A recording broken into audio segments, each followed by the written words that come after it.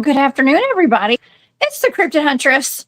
I'm Jessica Jones. Thank you all so much for being here today. Happy Monday. We have a fantastic show today. We're going to talk about aliens once again. This is the third show in a row. We're going to be talking about UFOs and aliens, but it's on the cusp of the congressional hearings that we had last week at the U.S. Capitol. And today we have Barry Littleton here. We're going to be discussing some interesting extraterrestrial types. We're going to be talking about the mantids, the insectoids, and the hostile insectoids at that. And also, we're going to get into a little bit of what they discussed at that hearing and regarding USOs and aquatic extraterrestrials as well. And we might even talk about some animal-human hybrids. We have a lot on our plate today. Okay, so we're going to get this show going. And I hope you guys had a wonderful weekend. Y'all know I was out with Cryptid warfare operators this weekend, and we had Operation Gray. And Operation Gray was successful. It was really fun. It was, it's always a little nerve-wracking, okay, being out in the woods, chasing down monsters and stuff. But we had a great time. We got back safe.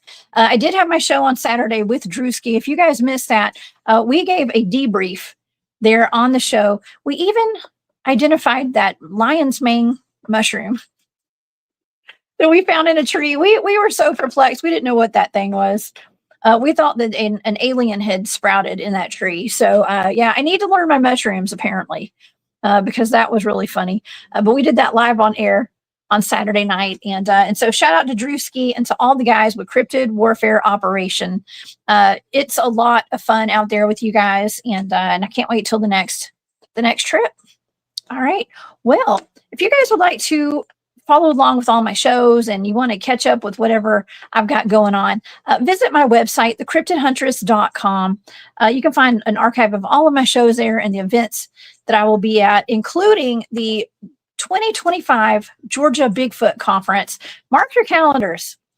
If you are in Georgia, you want to come to a really excellent Bigfoot conference. Dr. John let me know today I'm their keynote speaker this year at the 2025 Georgia Bigfoot Conference, March 22nd. I believe it's in Demarest, Georgia. So y'all come out and see me. Okay, it's a beautiful area of North Georgia, not too far from Clayton, where we usually have the Bigfoot conference, right there at Tallulah Falls.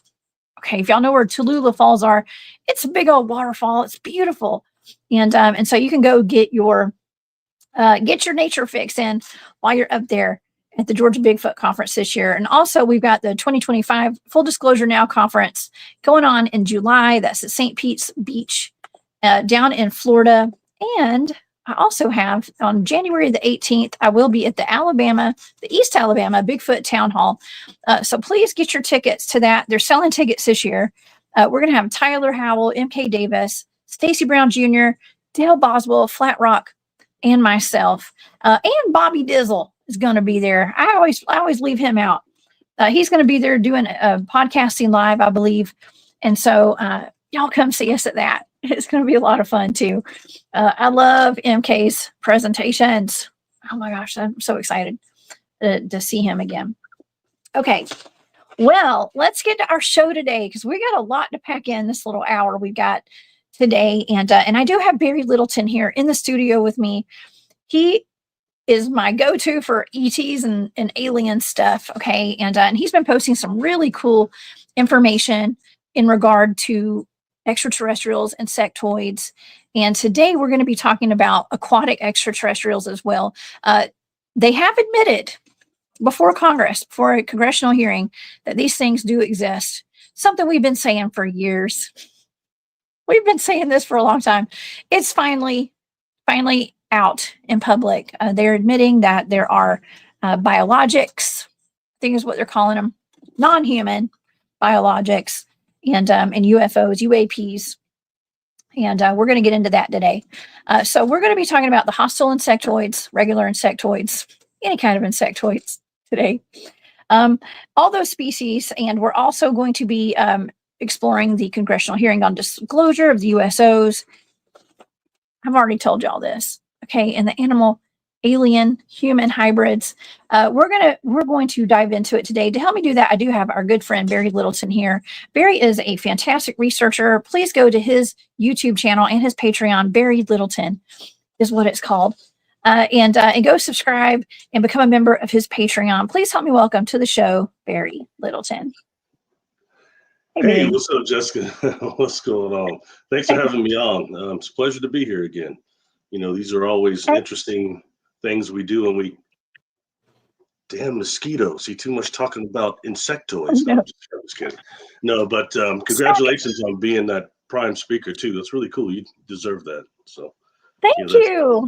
That's important. You've done a lot of them now. You've done a lot of work, and you do good presentations too. Heck, we presented together at one of those conferences, and you do a good job. So thank you, Barry. That's so sweet. I appreciate that. Yeah, I'm excited about it. You know, I have been spending a lot of time out in the field lately too, and this weekend was no different. Believe it or not, I didn't announce this publicly. I didn't even tell anybody except for our team. We were out there chasing aliens this weekend. Actually, of course, we were really looking for dogmen and Bigfoot too, but we were hoping we'd have some alien interaction out in the field. And we actually titled our Operation Gray up in the North Georgia mountains. And I had my guys from Tennessee that came down, and we had a good old time, man. I don't think that we had any ET contact, but in your opinion, do you think that we would even know if we did? Well, I mean, that's what's kind of changing now, is that people's awareness is going up, and awareness of contact and the type of contact is changing too. You know, I've been talking about that a lot because so much and I'm glad that we're going to discuss maybe a little bit. You looked into that congressional thing that's going on, because I do like sometimes when we deal with more facts and some things in that, because let's face it, in this field, these fields, okay, just honestly, it brings people that have all type of mental illness gravitate towards this like moth to flame. Okay. You've also got those that are delusional that come, and then you've got those that are just plain liars. And then you've got those telling the truth and trying to use the discernment amongst a bunch of people that don't have proof, pointing the finger at other people that don't have proof. You know what I mean? It just takes discernment. So some things that are coming to light about contact and them admitting that have to be generally accepted, and then we can incorporate that with different testimony. You know, like a bunch of us have had contact, and I'm so blessed to be at the platform I'm at now, because I've always said that I thought around 70 to 80%, a little more, had contact to this population. And we don't know it because it happens in the dream state and in the other higher levels of awareness that sometimes we can't access, you know. And it's so much right now, we're so entrenched with the negative experience, contact, and the whole thing that's negative, and the thing that goes along with SSP and that. And I'm not putting any of that down, but that is really emphasized massive right now, and it sells as to where the other types of contact do not anymore. And if you talk to like some Native American friends I have, they're upset about some of that SSP and stuff like that. They're saying, hey, culturally, that disrespects everything we know about contact. Oh, interesting. And, you know, and so in saying that, but there's something else going on right now. We have to watch the narrative that's being written right now. It's got to be encompassed. It's got to be more like a tapestry. It's got to include contact like mine, like yours, like SSP. All that stuff has to be put together and exposed for really what it is. And we've got to avoid this hive mind thought, you know, that just leads us into brain entrainment, that when we're having an experience, we automatically start turning it negative because we're so freaked out with stuff we've heard. You know what I mean? So that's important. It is. The It consciousness is. behind the contact. Yeah. And what do you think about the congressional hearings last week? I mean, that was wild. They had, I think it was 4 men went before Congress. And I mean, I have the full report. Okay. What is that? Immaculate Constellation, I think was the name of their group. One of their groups. And it details all the different types of UFOs, UAPs, that they've have had contact with or have knowledge of or have in their possession or what. It's just a lot of information, and they came out with a lot of very interesting information that we've been saying for years.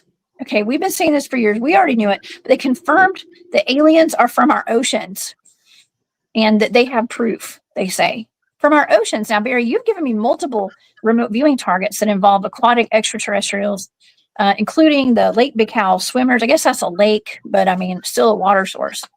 And also organism 46B. Okay, and the Nomo, right? Did you get heat for those first two targets? I did. Oh, I've been attacked viciously over all of those. Yeah. People you try to say that yeah, I was the one that gave you those targets. It wasn't anybody else. I don't know why they. And there were people. There were people that were actually lying and saying that they had given me those targets, and then were discrediting me for doing them and for the data. And it was so wild. I'm like, I can't believe like the gall of people. Yeah, that's exactly online. What it is. It's big gall. Yeah, that's exactly what it is. And now it's coming out that this is real. That I'm not saying that they've targeted those, what I targeted for my remote viewing, what you gave me is remote viewing targets, but they're saying that aquatic extraterrestrials do exist. There are bases in the ocean and under lake. I say under lakes. We know there's some in those national parks, I think. Mm-hmm, okay. Mm-hmm. And all over.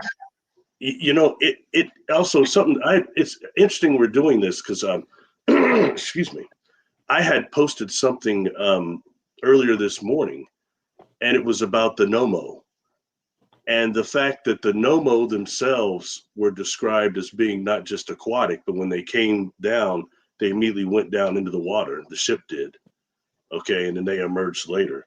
So there's all these things about them being aquatic, but some of them, they were described as being different. Some of them were being described as being blue, being smaller and being blue, and being able to walk up on land for some amount of time. In fact, in the doggone tribe in the top of the village there are those holes up there, and these holes, and the elder was saying that's for when sometimes the Nomo and the other blue people would come back, and that's where they would stay when they're in the village. So it's things like that we just have to be aware of when it goes not just culturally but other things too, and the amount of people that have had interactions with beings that are aquatic that we don't hear a lot about in the mainstream, or amphibious. You know what I mean? I myself have interacted with a being that was somewhat amphibious in terms of like similar, related to some type of brain coral, I believe. And that takes us into the bleaching of coral and all these other things that I didn't know about. But I wondered why this being was coming to me so much when I was young. I'm having physical encounters with this thing. And then it like stepped back, and they step back, and other things start happening. Why? And why is this being interacted with me? And what is this connection with the Earth and the Earth matrix? Okay, that right there is supposed to be like one example of what the Nomo could have looked like. And for me, that it takes like when I was a kid, there was this cartoon called Manta and Moray. And Manta was some type of a being supposed to be from Atlantis, a fish type being. And there were others they were showing, and they were depicted somewhat like this. If I recall correctly, Manta couldn't be out of the water more than a few minutes. But anyway, and when we start taking, this takes us into something else. Too bad when you start dealing with mer species and like mermaids, which you and I have talked about before. It's too bad that a lot of it's been discredited because of that blasted Animal Planet film documentary that came out like several years ago. And a lot of that, those are actors, and a lot of that was fake. But the bad thing is they use some things that's real footage that's been caught by people, and they incorporated that in that just discredits a lot of the whole thing. But they discussed something on there that's very interesting scientifically and has valid. It's aquatic ape theory, and how what would happen to the beings, those humanoids of us that went a different way, the ocean during the time of evolvement as opposed to land before, or those before we started walking on land. It's very interesting when you start dealing with that type of thing and just incorporating that with another biosphere, another planet. Something like aquatic ape theory can go, yeah, that's one there. That's just, that's one that's supposed to be, that's drawn by Christine Dennett that did all my art. That wasn't done for me, but that's from an experiencer encounter. You know, the weird thing is that thing that's supposed to be an amphibious, but the top of the head, did it little sea stack like at the top there, isn't it? I like it. I'm just kidding.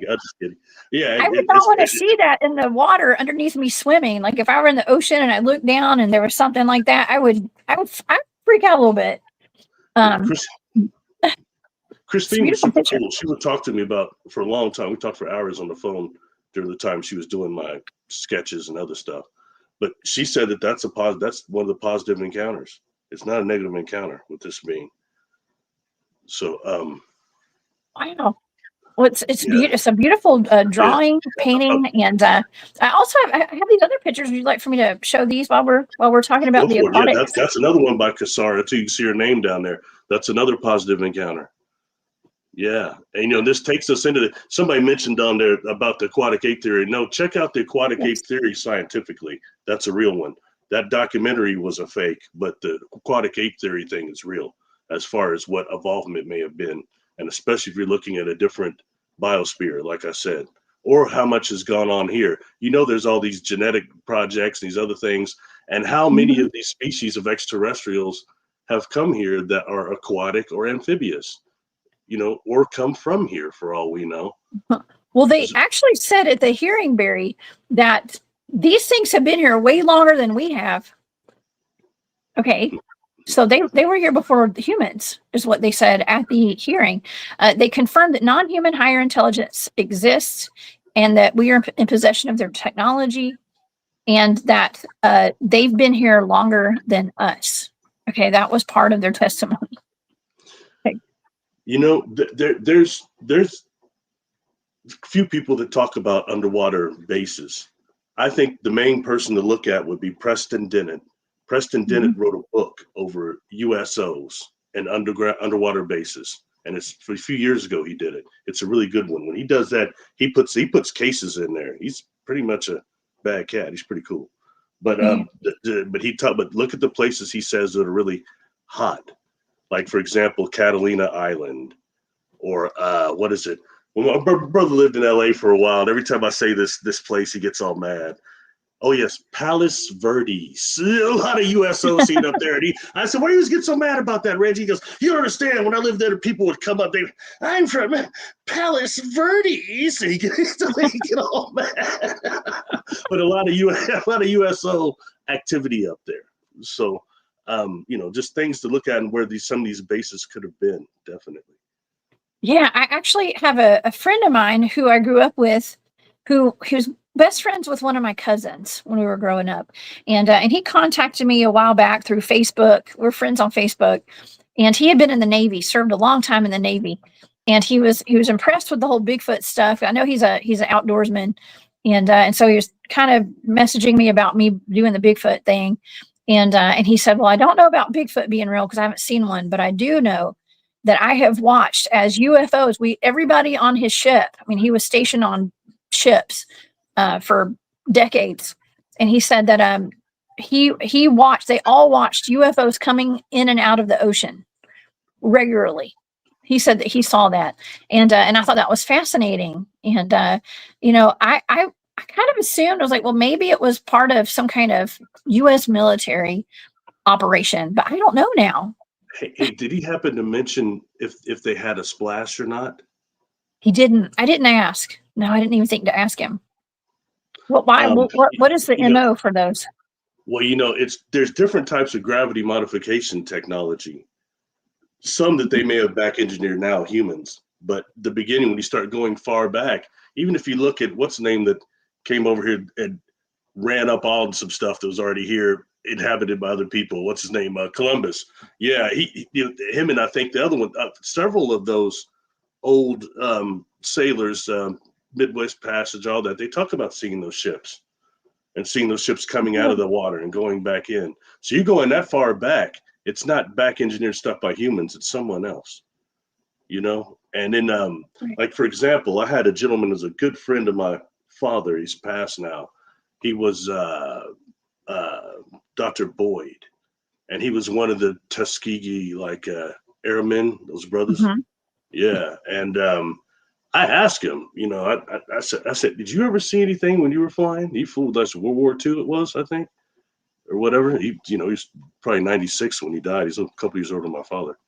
But he said, he said I had seen something.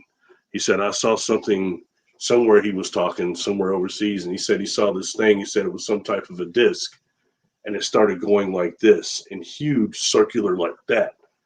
And he said, and then it was gone. He said what he saw, he said, what I saw was so far out that it said, was it like a Foo Fighter? He said, no, it was a little different than that.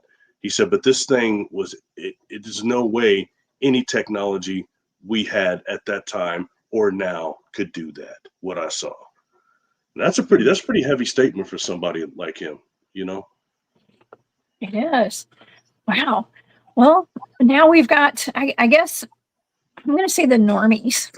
I hate to say that. It sounds so condescending. What?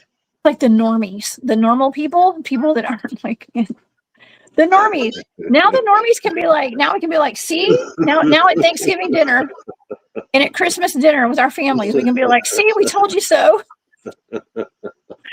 Normies. The normies, Barry. Like you don't know what the normies are?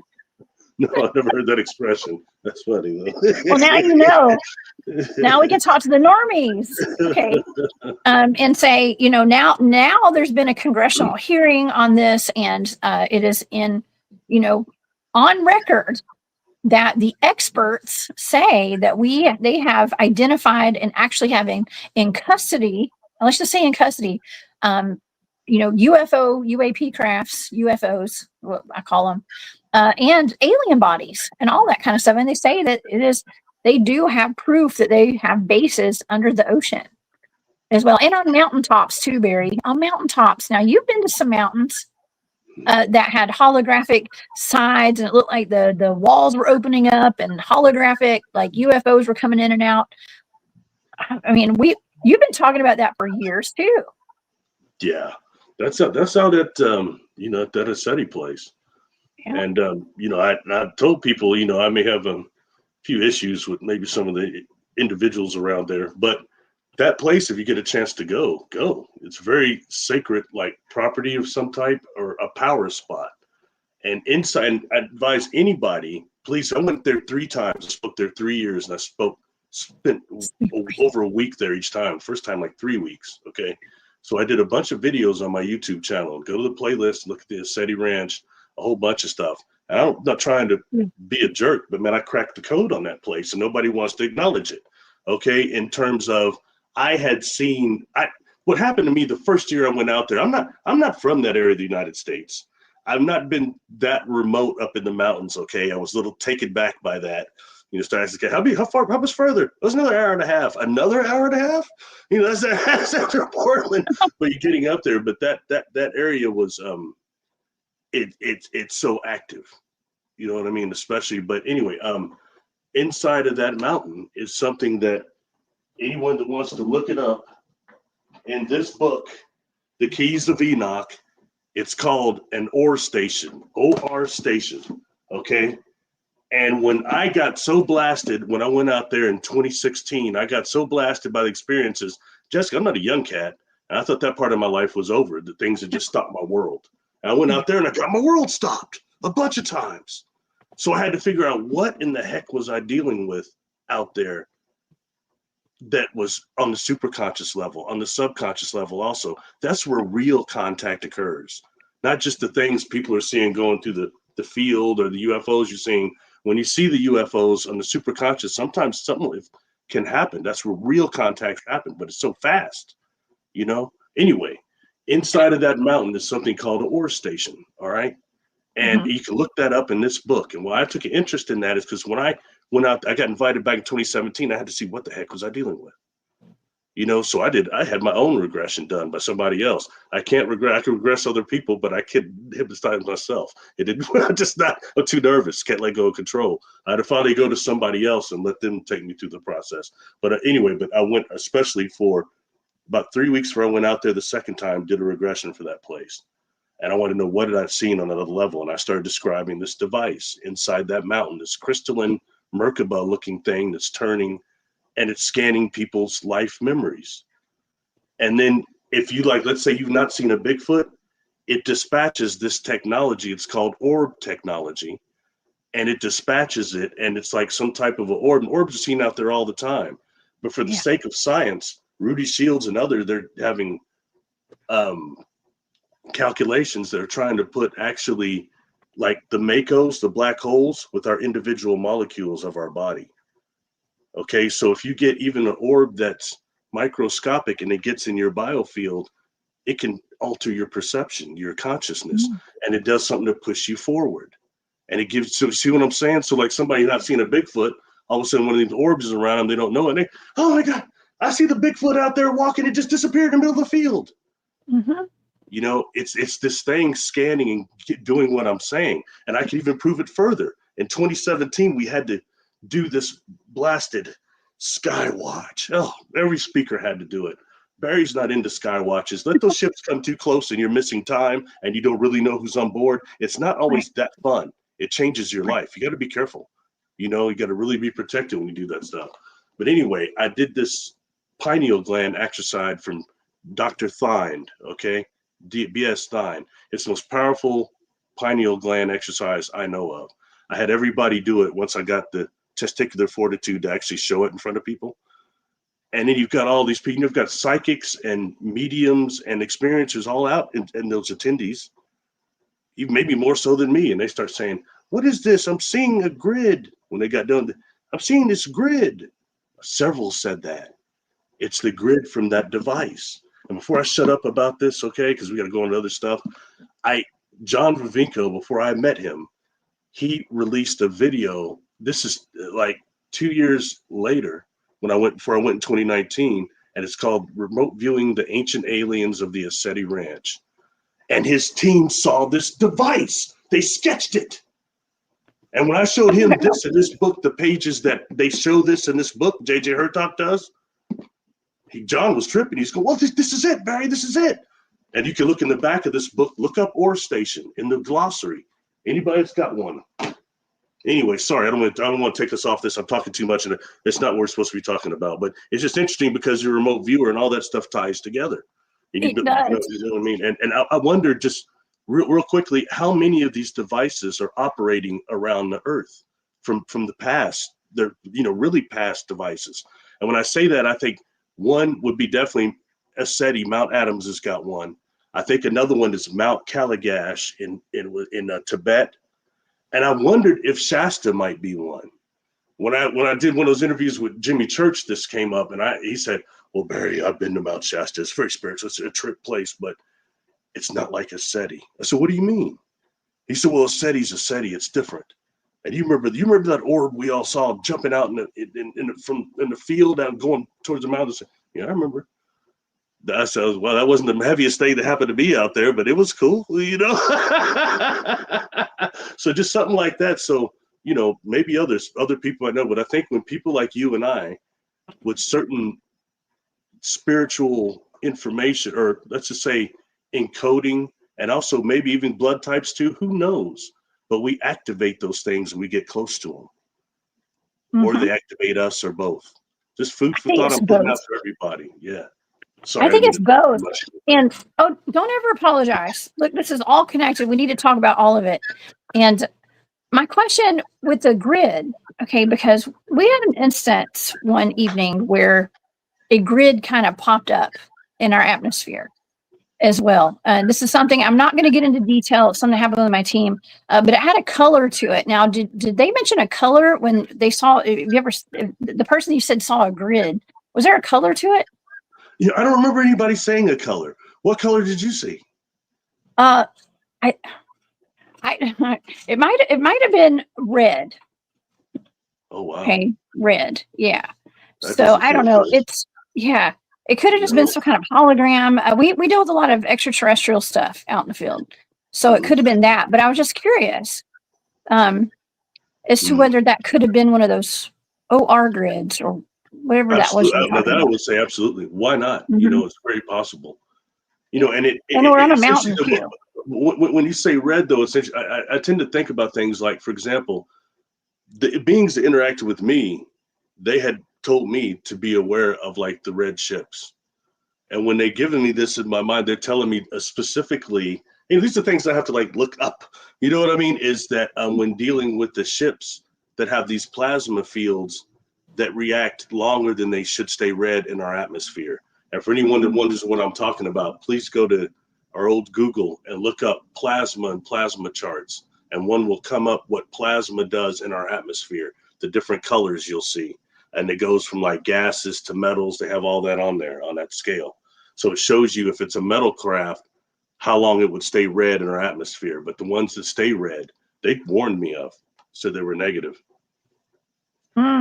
Just throwing it out. I could speak about my personal experiences, not everybody else. Only say what I've been told in mine and kind of what is good for me. Yeah. Well, you know, we've had multiple red lights, red orbs out there. The red lights that were out there in the field when we were having UFO contact out in the field one time. There were red lights in the tree line right beside where I was sitting, where I was hiding in the woods, doing some Bigfoot research, and the whole team saw the red lights. So, but it wasn't us. They thought it was me, and it wasn't me, but it was 10 feet from where I was sitting.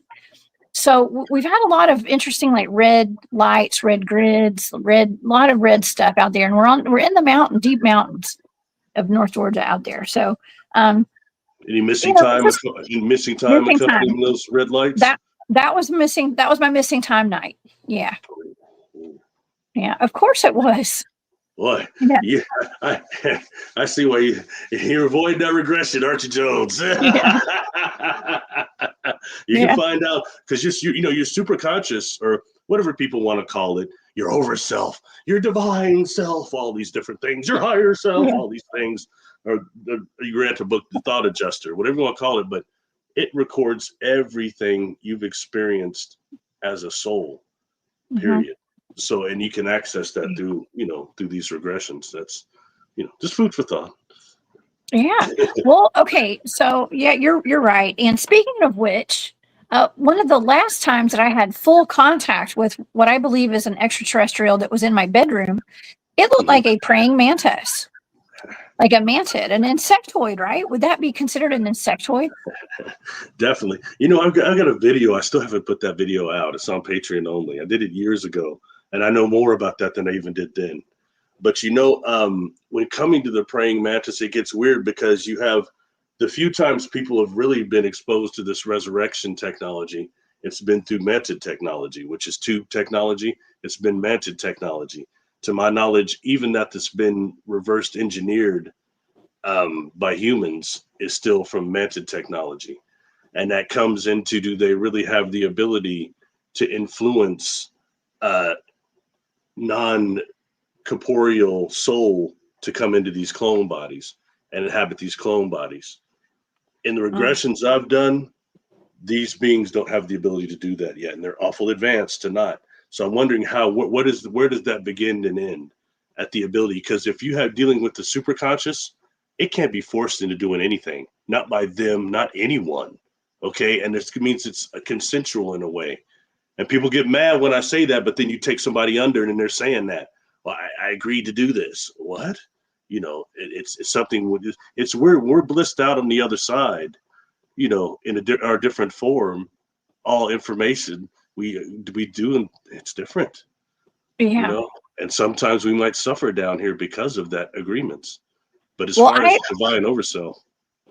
Well, I have definitely gotten the download that I did sign up for this. I agreed to it. Everything that I have experienced, of course, I did agree to. I planned on it. Okay. As traumatic as everything's been, I agreed to it. But even with the ET contact, and for whatever reason, it's all in my contract. Okay. And I did agree to it. And that actually helps me to, I want to say cope, but honestly, I've not had like a horrible experience with it. I think all of the paranormal stuff that I've experienced throughout my life prepared me for the ET contact as an adult. And so it's not scary to me. It's just weird. Yeah, I think you were always having it, my friend. Yeah, I Especially know, when you're right? a kid. It's interesting because when I first met you, I picked things up off people. And I met you in person. I was like, oh, I could tell immediately you had gifts. I was like, oh, your mom has gifts, and so's your grandma. You come from a line. And I would even say so much, you're one of those people that probably is incarnated with them a few times. I've talked about these real quick, those regressions and past life, especially life between lives. And there was this place that people go to, I call the place of translation and reconfiguration. And it's where you actually like incorporate the life lessons from that life into like your soul matrix. But then after that's over, these people always start describing these other spirits over there in this place on the side over there or wherever. And it's, like I've got different numbers, 8, 9, 10, I mean, all different types of numbers. But they always say, these are people we have this agreement, and they don't call it contracts. Never get that word. I haven't asked, is it contract? No, it's not forced. But we incarnate each other with each other several lifetimes to help each other and teach each other lessons. And then I'll take them through different lives, especially this one, and they'll identify in this life right now who several of those souls in that area are. That are in their life right now. Then they'll take them to the past life. They'll tell you who they are there. And like I told you before, sometimes they're the people that screw you over hard every lifetime. And he's sitting over there blissed out. And you say, hey, I need you to incarnate with me and really stick it to me each lifetime. And he just say, hey, B, no problem. I got you. Luckily, we haven't done that this lifetime. Okay. We haven't screwed each other over in this lifetime. Okay. But I have a few of those. I have a few.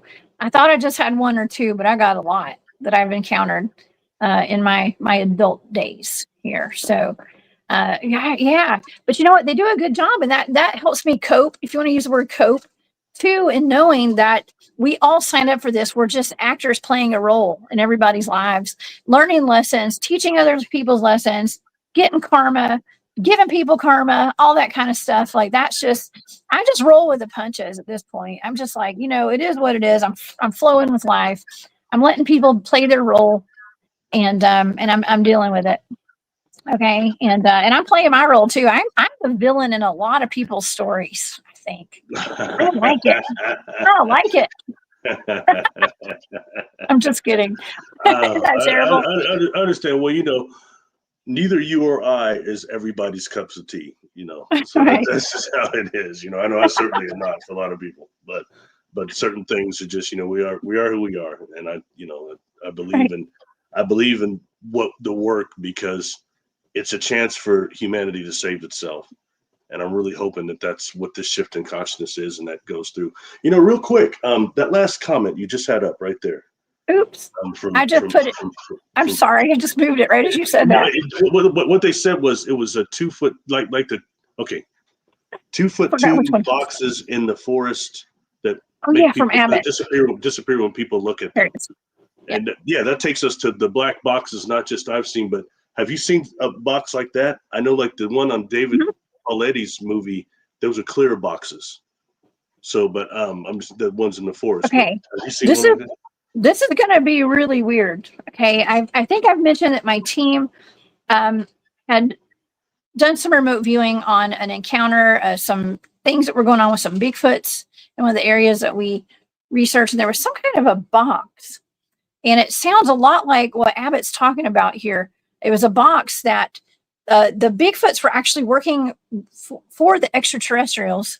And these were not like the super advanced Bigfoots. These were like the ones that were just hungry and looking for food, like kind of more primitive minded, I guess you could say.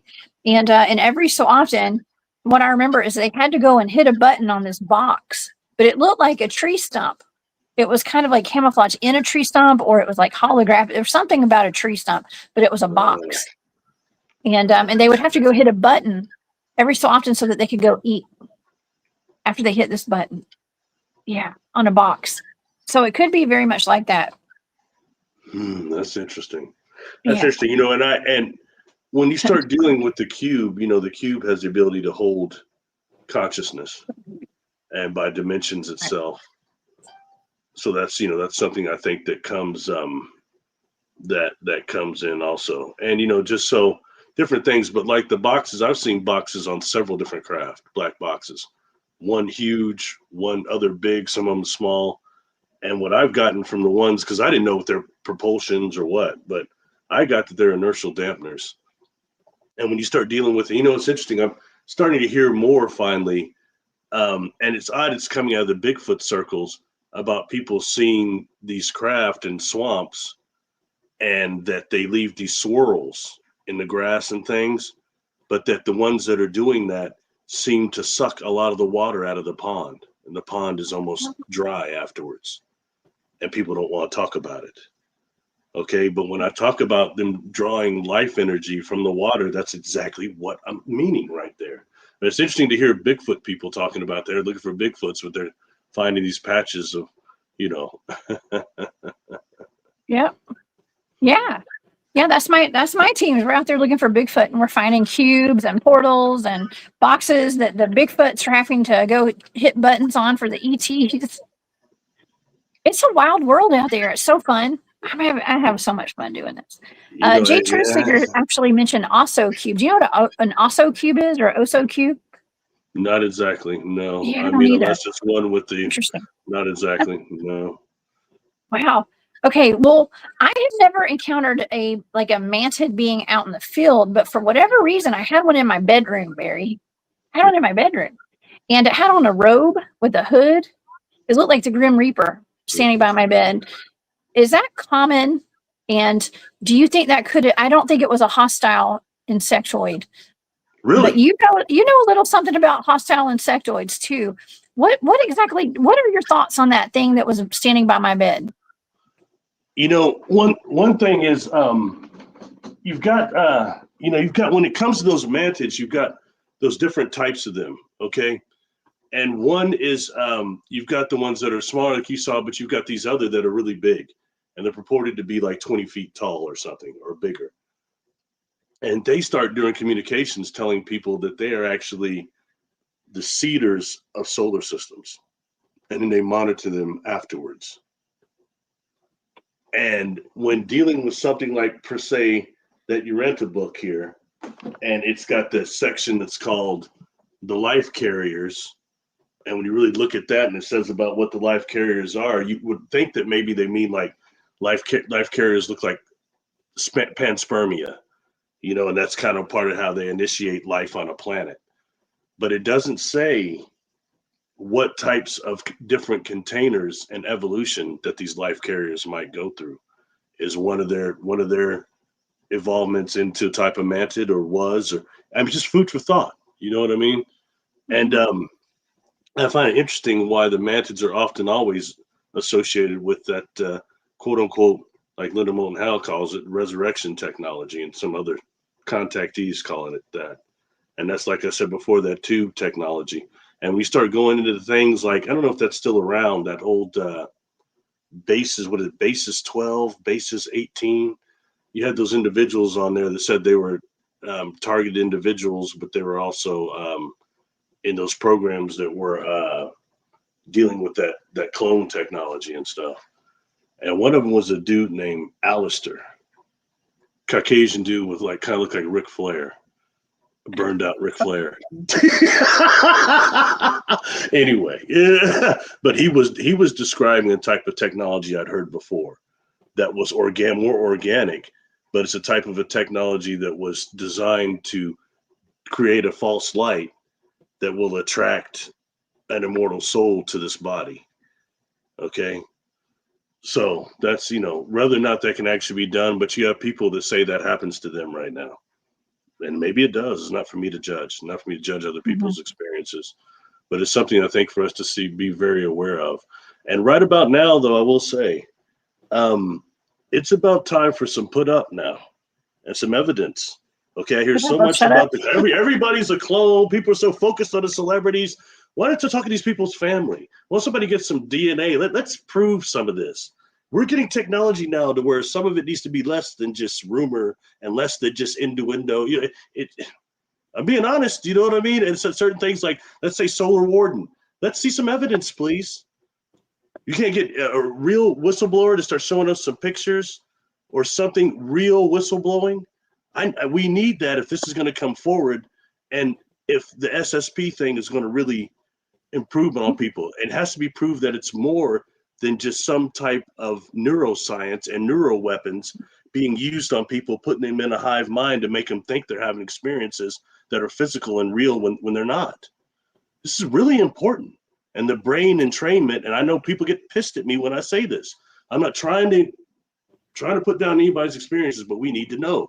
Because when you start looking at the real data, like Ray Hernandez data and things like that from thousands of experiencers, you're finding that what the media is focusing on is not the majority of contact, period. But this is what we hear about all the time. So your brain's entrained, brain entrainment, and and by no means am I saying that doesn't happen. I've had clients that have been exposed to this stuff now, and I take them through it. I have to take them through some of them in your audience that have these screen memories. Hell, Jessica, heck, I've had some of them try to throw screen memories at me during the session. These others will do that. Yeah, I know to get through them, but I mean, it takes a little bit of time. Do you know what? Okay, I've actually, okay, so now that you said that, like, I've had moments where I've been even on shows, doing shows with people, and I've been on live on air, and I have been in the middle of a sentence and just completely feel like my mind got wiped. Like, completely. It's almost like something projected into my head to, like, make me be quiet about it. You know, it was wild. And I'm like, okay, I just took it as a senior moment. Okay, but I think it was something different. Has anybody ever come up to you and said that happened to them when you were doing a presentation? I don't remember. I don't remember. A few times. I have a few times. I don't know. Really? Mm-hmm. Mm-hmm. Yeah. I mean, there are times where that happens, and I just take it as, okay, well, I wasn't meant to say that. Okay. Or something prevented me from remembering what I was saying. You know, it's just like one of those moments where you just have a blank. I call it a brain fart. You know, brain farts. Okay. I think one of your gifts is you've got an open throat chakra. Okay. And that throat energy center, let's call it that. And you have the ability, like, sometimes I think, like, for example, this book one thing I do like about it is this classifications of seraphim and cherubim and things that, you know, that we could call quote unquote angels, but these different beings. And last time you have classifications of seraphim that will use people's throat center and speak through them, you know, and I think that happens to you sometimes. And they use one of those people that says something really heavy to somebody or something that resonates and wakes them up. And then you might be somewhat unaware of it. It's kind of like me. Sometimes, like, when I give somebody like a reading, they'll say, this was right. This is right. And they'll tell me all that. And damn, man, if I didn't write it down, sometimes I can't remember, because I slip into heightened awareness, and the retention of memory is not that easy. You know what I mean? Mm-hmm. Just like when you have a real experience, even though it may not be negative, but if it's happened on that fast level these beings are on, a different frequency, it's really hard. The retention memory is like dreams, retaining memories after you wake up. Not everybody can do that unless you're a gifted dreamer, and that's your thing. You know what I mean? I have to work at that, trying to remember my dreams, trying to have dream attention. Anyway, okay, sorry. So, well, I got to say now that could explain what you were saying about my throat chakra. I think that explains why sometimes I talk and I'm just talking and I'm not even thinking, because something is speaking through me, obviously. And I never regret anything that comes out of my mouth, by the way. I don't care. I may say I'm sorry, but I really don't. Because if I say it, I mean to say it. All right. And if it's not me, something, the angels are talking through me. Okay. You know, let's throw something else out. Let's throw something else out when it comes to your power center, your throat center. You're somehow dealing with the time anomaly when it comes to that. Right? Time anomaly. How is that? Didn't you hear yourself screaming at yourself? Time travel? That's a time anomaly. Oh, I did. I heard myself yell at me, time travel. That was wild.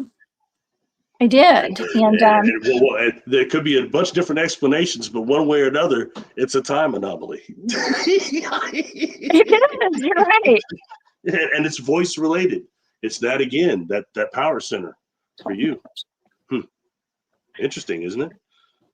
Firewater by Design, that's very sweet, says, I'm not old enough for senior moments. Yes, I am. I'm pretty old. I'm old enough. Okay. But yeah, I think it's something different too, though. I don't think it's always senior moments. I'm not sure. Oh, thank you so much, April and Mojo too. So glad you and Barry are here covering this. Very important. Much love and support. Sending you an email, Barry. I'm ready to discuss without fear of judgment. Thank you for that super sticker. Hey, thank you for your support. Thank you. It's very nice. Thank you. So you got a really nice group of people, you know, and I'm reaching a point where like people are actually starting to really schedule with me and things. I guess words going around the work that I do. It's a little bit weird, but it's different, but it's effective. And it's really cool. The people that in your crowd are taking the chance, because it's a chance. A lot of people that have these platforms, you know, you go do a session with them or something, and they got attachments on them, they give them to you, or they just can't do the stuff that they say they can do. And if they tell you a bunch of crap, you're paying for unreal amounts for, you know? So, I mean, so the odds of running into a charlatan are large. I might be one, but I'm not, at least not to my knowledge. So I appreciate your audience a lot. They're good people. Thank you. Very aware too. They are. I have the best audience, the best crowd, the best live chat on the internet.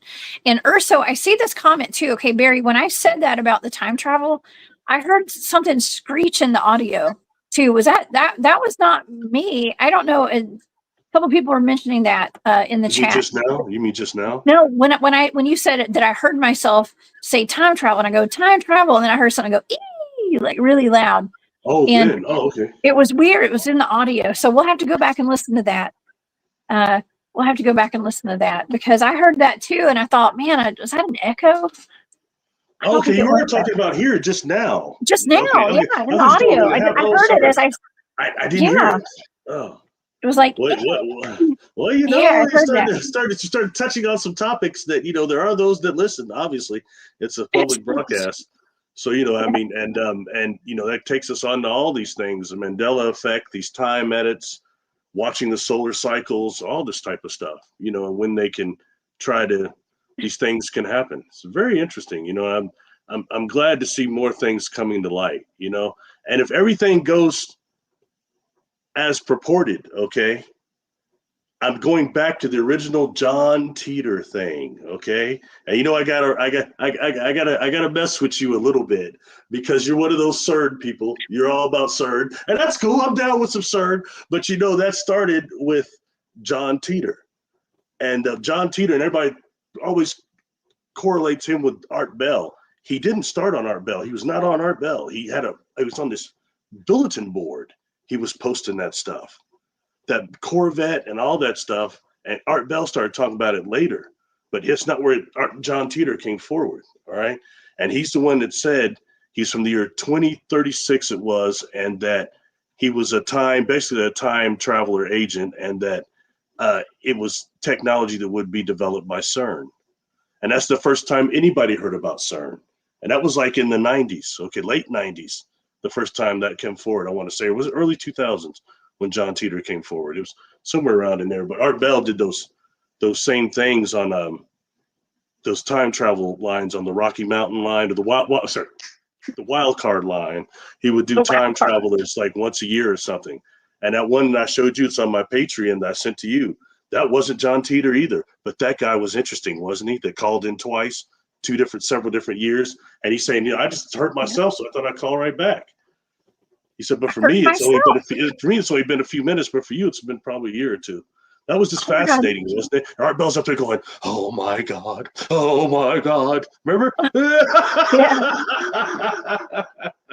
That's wow. And he talked about those operations too. He came back to see Operation Black Swan. And Art Bell started saying, I've heard about Operation Black Swan. He's going, at this date? And what was the other one? Operation Southern Cross. That was another one he named. Mm-hmm. He was coming back to doing something with those events. I don't know, just throwing it out there. Man, of all things that I heard my own voice say out in the woods was time travel. Of all things. That's so odd. And that was before I ever had any clue that my life would be so enveloped in time travel research and technology and, just shows and remote viewing targets. It's just so odd because that happened before all of this. But that was before I was ever even public with any of my research. You Okay, know, so to a degree, we're not linear to a degree. So consciously, we're mhm. capable of some type of time travel, but also it comes to the future. What's going to happen to you in the future? You're getting real popular. Somebody going to send you something like this ridiculous box up here. It's not ridiculous. It does do something, but it just isn't going to send me like through the flux capacitor. It's not a flux capacitor, all right? It's a radionics device, but I could change this to where it would do something. It's very simplistic when you find out what a caduceus coil actually is. It's just a copper wire, circular. Okay. Anyway, that's what interferes with the time field. And you've had other devices you've messed with. Is somebody going to send you something that you start playing with? Yeah. Or are you Or remote viewing portal, or yourself? even the portal technology or something. I don't know. I can promise you I'll keep quiet about it until it happens though. So if anybody knows anybody, y'all send it my way. No, that was like a double bluff statement. Have you ever heard of the double bluff? Yes. Yes, I'm open to it. If anybody knows anybody, just tell them to holler at me. Okay. Yes, have time will travel. Oh my God, that's a great tagline. Have Wow, what an time will interesting travel. question. What an Yeah. interesting Let question. me say it out loud so the people listening on podcast platforms can hear it. This is from Andrew. It says, Barry, I have a question. Would it be counterproductive for someone to remove a large amount of implants, ET implants, in a small amount of time? That's Andrew. What's up, Andrew? He's pretty cool too. And shout out to Dan Guest also. You to do that other question we talked about. Very nice people.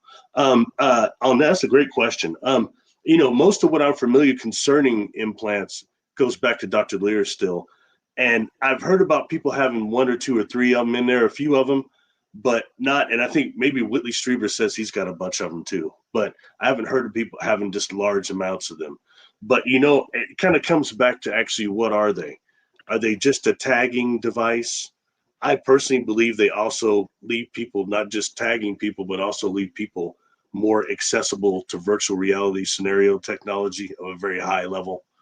And so where that way you can have different types of experiences. You have these things in you, and I just find it so fascinating that on the ones that Dr. Lear had pulled out, I mean, these were microscopic, but they had he said it was like 2 miles worth of carbon microtubing in them. Like 2 miles worth? That's long. I mean, that's Oh, that is. serious technology. When you start dealing with the civilization that can do that on the miniature, and you got others that I'm aware of that go even further to like down to the pico. And I mentioned that before. Pico's even smaller than nano. And you start dealing with civilizations like that, and they start exploring space, inner space, in that way. Is those ones that are doing some of those implants too? Is that inner space, that type of technology that they're doing? And when I say that, if you think about beings like that create engineering device like what they call a Dyson sphere, which would be like a Death Star structure over an entire solar system. So for us, it'd be over our sun past Pluto, this whole like Dyson sphere. And can you imagine what they would do if they're on the pico level? Oh my gosh. And I mean, and I ask these questions because, for example, that is SETI Ranch out there.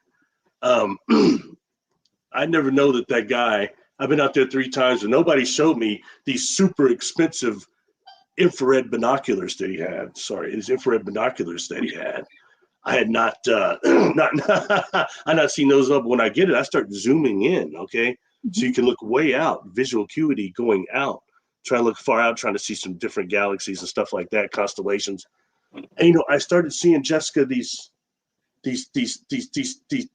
spears, these balls going, that look like almost comets, going from like one constellation to the other. And it was not in our atmosphere. This was way out there. Okay, and I started tripping out. And people started laughing. I said, "Why are you laughing? Have you not seen this?" Can you explain what it is? And so when I had Dr. Shields calling me once a week, I asked him. I said, look, I seen these things I just described to you and what I thought it was. I said, I think I was seeing Dyson spheres going from one constellation, one galaxy to another, going into hyperspace, jumping into a Mako, then coming out. And it looks like the streak we're seeing going like that. That's what I think I was seeing. But that sounds a little bit preposterous. Sounds a little Star Trek-y weirdo. Okay, but I said this to this man, and I said, what was it I was seeing as a phenomenon? And he says, Barry, I think it's exactly what you think it was. That's all he said. So I don't know what he knows about that, but hey, that's a real astrophysicist saying that. So I'm just throwing that out. We start dealing with these things about consciousness and what's behind this, and that takes us even to what you remote viewed, which was that big cube. I give you two targets. One was the cube around the sun, and the other was that spear, the spear that people seem to get a lot of different pictures of that looked like it was diverting Earth-directed solar flares. And you start seeing all that technology. That creeped me out. AI. The cube, you saw nothing but AI on there. And I mean, of course, I started thinking Borg. But then, it, and then to tying that together with the weaponizing of the portals, and that being the sun, you keep tying into the sun, and we start dealing with these Type 3 civilizations that actually would use the material inside the Mako, inside the black hole, as their power source, the space inside of it as their power source. They would be the ones trying to weaponize suns and doing things like that, or creating suns. I said before, all those black voids we see aren't just sunspots and solar prominences. They're portals in our own sun. And we've been talking about this for a while. We've been researching into all of this, alien life, AI cubes around the sun, all the things that are coming out into the general public for the normies to consume now. Okay, for the consumption, the public consumption. At this point. And Mike Bothwell, thank you so much for that super sticker. I appreciate that very much. Thank you for your support. Now it's all out and out in the open. Should we talk about the hostile insectoids, since I guess that was kind of the title of the show today a little bit. Are hostile insectoids, have they been seen here on Earth? That's my main question for you, Barry. Well, you've got the mantis. Some of them reported to be hostile. Okay, you've got the ant people, but they're usually reported to being more positive. All right, but when coming to the negatives that the reports of, and I obviously got myself into something I shouldn't have posted. I posted an image of some artist that said that they thought that might be what a Trantaloid looked like, and a Trantaloid, Trantaloid, is something that come up and Littleton on Earth Files, and it comes from that disclosure document she has that was to Reagan, and they talk about these different beings, and they said that the Trantaloids come from Epsilon Eridani, and that they were hostile conquerors, and that they invade like solar systems basically, and turn them in different planets, and that's what these things were. And what's interesting is that no one knows what they look like. They weren't described what they look like. And Linda Moulton Howe was asking people, do you know what anybody knows what one of these Trantaloids look like? Send me an image or something. And that guy, Buddy Bolton, who coincidentally didn't see what you saw on TRAPPIST-1, but we'll talk about that another time, all right? You saw much more than what he saw, but we won't talk about that right now. He said he tried to do a drawing of the Trantaloids, and him, like others, have said that they are similar to like an earth insect. They seem similar to is the Hercules beetle. And those don't look exactly very friendly. The Hercules beetle is also super strong. They've got that. Yeah. So anyway, I don't know. I'm not experiencing one, but that was just what somebody thought might be a Trantaloid. I posted that, and people seemed to cause a lot of rough. I got attacked by that jerk from Antarctica or whatever, man. I mean, no time for that. that idiot. But anyway, I mean, it's weird. People with mental health just run around in this community like it's nothing. You know what I mean? Mental health is very important right now, and some people need to, maybe we'll get some treatment, whether it be cognitive behavioral or whatever. But anyway, that's what that image was supposedly of, one of those. Wow, that's fantastic. I mean, it looks a little scary, looks very alien-like, but it also looks like a beetle with the pinchers for his face. I love this rendition. Whoever drew that, it's either highly creative or somebody actually has probably experienced something like this. So we have a few other pictures too that I uploaded. You sent. Tell us what this says. Okay. So people want to know about this. This came up in the chat I saw last time. I missed it, so I apologize to everybody. Okay, I did an interview with Tony Rodriguez, and everybody are cool, and it was on his Patreon or something. He said it got lost or something, so I don't think it exists anymore. It was like a 2-hour interview we had done, and during that we started talking about insectoids. I've had experiences with an insectoid, and so has he. And he was talking about that one there. He gave the 3 pictures he gave me. He said, show them. And that one is supposedly one of these. There's 2 different species on Mars of these almost praying mantis type hostile insects. And people were asking me, is that a Trantaloid? And, I got to be honest, I tagged him in the post. He didn't answer, but I can't remember if he said those are Trantaloids or not. I don't remember if he called them that or anything. He called one of those pictures Luna and said it was, but it's different. It's the one with the hood. This one. Yeah, that one. He calls that one Luna. And I don't know if that one was on Mars or where he said that one was from, but that what he said was actually the body was praying mantis type being. Okay, and then there's the other one. I got this one too. That one there looks somewhat similar to the other picture I'd had up. So maybe that could be a Trantaloid. I don't know. Tony's the only one that can answer that. All right, but anyway, people just wanted to know, what the beings he was saying looked like, and I just honestly cannot remember what he said, if he gave them a name or not. But he was saying they were hostile, and most of the species that he mentioned, except for maybe that Luna one, he said were hostile. And I've heard from other people during regressions, they're talking about being on Mars and being an insectoid, and it had nothing to do with Tony. You know who Tony is. Okay, so that is a different deal, but they all described it being underground, subterranean world. Mm-hmm. And Dan has an interesting question, because I remember Tony saying that his arm had been chopped off too, right? Is that like the one that chopped off his arm? I don't know.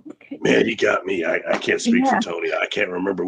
That interview was heavy. It went hard. We're talking about building stars and building planets and all the stuff. Him and I have things in common that do experience wise. So I got, that starts happening. I start getting shifted into heightened awareness sometimes. I can't recall everything, but I don't. Yeah. So, wow.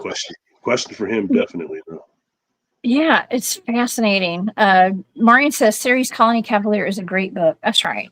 We've talked about Tony and his books on here before. Tony's actually been on my show. I think he came on Spaced Out Radio on my show over there before, a long time ago. Remember, I gave you that as a blind target. I gave you that as a blind target. I did it strictly not because he had written about it really, but which is cool, but more because I found it fascinating that how quickly they changed the, Ceres from being just an asteroid when I was a kid to being a dwarf planet now. And more even interesting that wasn't Osiris Rex, was it Voyager 2 that caught pictures of the far side of it and the light. Mm-hmm. That's what you were remote viewing, was that light. It was the bright lights on Ceres. That was a really good remote viewing target. And that was recent. It's been in the past month or two. The past 2 months, we did a show on that. So you guys go back, you can watch it. There's a link. Just go to my remote viewing playlist. It's there. Probably within the past 2 months, I would say. Yeah, we are the disclosure, Barry. We are the disclosure. We don't need congressional hearings for all this information. No, but it's good. But it's good, as you said, what the normies. It's good for the normies. The normies. I wanted to go down a list of some of the things that they did disclose at this congressional hearing. Would you like for me to go down the list? Go for it. Okay. So first of all, so number one, they confirmed that aliens are from our oceans, and there is proof. Number 2, confirm that non-human higher intelligence exists and that we're in possession of their technology. Also, we have UAP material and bioorganic material, and so does every other country in the world. It says they're all working on reverse engineering the technology, and they're in a race to do it. Also, they have video evidence since the 50s. I know, it's only 2024. And they said that they have video evidence of them coming out of oceans. They've been here longer than us. They have seen the UAPs move and react quickly. Okay. They are controlled by a mind-body connection. You've always said that, Barry. We've been talking about that for a long time. And so they said that in the hearing. I think that, real quick, I think that's one thing they've reversed engineered too. And I think they're also projecting people to that through neuro weaponry, to where people think that they're on board these craft and they're all flying them. You see what I mean? That's something that comes with that hive mind consciousness. Sorry, please keep going. Yeah, good question, Dan. I wonder why they're telling us now. Okay, well, it's time, I guess. They say that they are interdimensional. They said that. We've been talking about that for a long time too. They say that humans can take up to 9 Gs of force before suffering fatal consequences, and the technology that they are working on to reverse technology, the reverse technology of these crafts, are upwards of 3,000 G forces. Okay, and that's basically it. That's it in a nutshell. Okay, of some of the disclosure from that hearing last week. But the interdimensional part and the mind-body connection, those are big ones for me. Those are big ones for me because we've been talking about that for a long time. I mean, it's the same with, like even with Bigfoot and all the cryptids too. There's that, that's what really attracted me to this Bigfoot team. My first Bigfoot team was the guys had already established that the Bigfoots were real. They were communicating with them. They had already started doing telepathic communication and studying that as far as how that would work with cryptids, and it did. And there was a mind body spirit connection to the cryptids that they had discovered. And so that's how I started Bigfoot research. Not a lot of people start out that way. That's how I was kind of thrown into the fire right there with that. It's the same with the UFOs. That's pretty cool. I've got an answer for that. That's Dan again. What's up, Dan? Dan's cool. Dan's come over to my YouTube and really give some good comments, and I appreciate him hanging out over there. I think I have a theory on that. Especially when I was younger, when I do a whole bunch of meditation, I would have visions. That's one of the things I've had many times. And and back then, and that'd be back around probably about 90, 91, 92, 93, 94, around those years. I had seen one timeline okay? And it was a vision of these craft pulling up over major cities, over 20 major cities or more, these huge craft, and hovering over, and people hear it, people start looking, and it lasts maybe 2 minutes and then they're all gone. But it changes things here. Similar to the way that things were changed during first contact when the Vulcans came down, and Zephyr and Cochrane's getting loaded on some vodka or whatever. Anyway, but no, seriously. But I mean, it's somewhat. I think that's something that would change things. It's a timeline I saw, and it was a positive one. Okay, and I think that's been infiltrated right now by what they're calling the fake alien invasion, because people are going to think that's what that is now, and they're trying to alter that timeline. You see, and another thing, and I'll tell you, for example, and this will be interesting. This will tie into something you talked about with, I think it was Dr. Dennis recently. I also had visions of these earthquakes, and one of them looked like maybe it was like Dallas. And I could say that because I used to watch that show, old J.R. Ewing, but they always showed Dallas in a certain way. But I'd been to Dallas too, but it looked like maybe Dallas. Those buildings, a bunch of glass on the street. Like glass that this thick, because the stuff had fell from this earthquake. And then there was this guy on Art Bell around that time, maybe a little later, a year or two later, named Gordon Michael Scallion. And he predicted like one earthquake that happened or something. And Art Bell just went, oh, he knows to predict the future. He's the earthquake guy. And he had Gordon Michael Scallion on there several times. And Gordon Michael Scallion maybe got 2 earthquakes right. And Art was saying, well, he's like the new Edgar Casey on Earth Changes. But he described seeing something like that, the glass on the ground. That alarmed me. So I'm paying more attention to him. He's the one that did that map you showed. That was where there's basically new Earth map, like Mississippi's turned into a Great Lake and all these other things. And actually, that map he puts up looks somewhat reminiscent of Kimmett's old pictures of where the Mississippi was really the original Nile. Very interesting. It looks somewhat similar to that. But anyway, just food for thought again on that, okay? But he most of all the stuff he predicted, that was a long time ago, and I'm glad none of that happened. You know, most of everything he predicted did not happen, including that map. He said that was like that map came out in most of them, that and the overflow map, that was 1996. I looked it up. When he made the Art Bell first put that on his website. That's how everybody got hip of it, and they talked about it. And it was kind of like the map that Gene Hackman showed Christopher Reeve. Remember original Superman? He said he's going to sort of set off that bomb on the Andreas Fault. And he said there's going to be a whole new coastline. Going to have Lexington, Lexdeville, Otisville. Anyway, sorry, I had to throw that in there. Oh yeah, yeah. I'm actually going to have oceanfront property over here if that happens. If that were to ever happen there. So yeah. Mm-hmm. That's it. And he did another one. I think I tagged you on Facebook in the other one. Mm-hmm. That's a different map that is just the United States only. I don't know. I'm pretty sure. You might have seen, might not have. And that one looks just terrible. That's the one that reminds me of the one that Lex Luthor was showing. Oh yeah. Well, it's pretty fascinating. So we've only got a couple of minutes left for today. So there was a question. I think Poncho was asking the question. I'm not sure where it went, but he was asking, could the crafts be grown, not built? Now you had mentioned about some of the crafts being made of fungus, so that would be grown, correct? The ships I've been on board, there's a 4-point components for them. Okay, one is you've got metals that are mined from planets that are devoid of Van Allen belts and some atmospheres. They've got a herd residual, or they're very, very strong, okay, against solar radiation. Whole different composure, okay? Next would be look into what our science calls quasi-crystals, which are the quasi-crystals they're growing with the odd lattices in them, okay?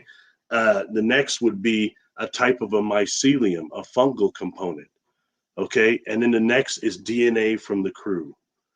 And that is all like this mix, this component that is actually grown over a mako, like a mini black hole. It's grown over that or within it. And that's why the inner part of it is actually temporally displaced, what we would call the engine or something like that. Why it can be bigger on the inside than the outside, almost Doctor Who style, okay? Why some people like me and other contactees, like Jessica here, has that energy about her that I call Artron, I stole from Doctor Who, because those craft are going through through those makos, those black holes, and they're also running on life energy, what is so popularly called orgone energy now. But it's the organic component, that mycelium component, that actually is how they're grown. I can only speak for what I've experienced, all right? And that's organic craft. When I first talked about that, he was like, him and his mushroom ships. And that's not what I said. I got ridiculed a lot until NASA said they were going to make, if they ever do the habitation on the moon and Mars, they'll be made of mycelium. And how also they're using mycelium and fungus to actually repair like bridge structures and city infrastructures.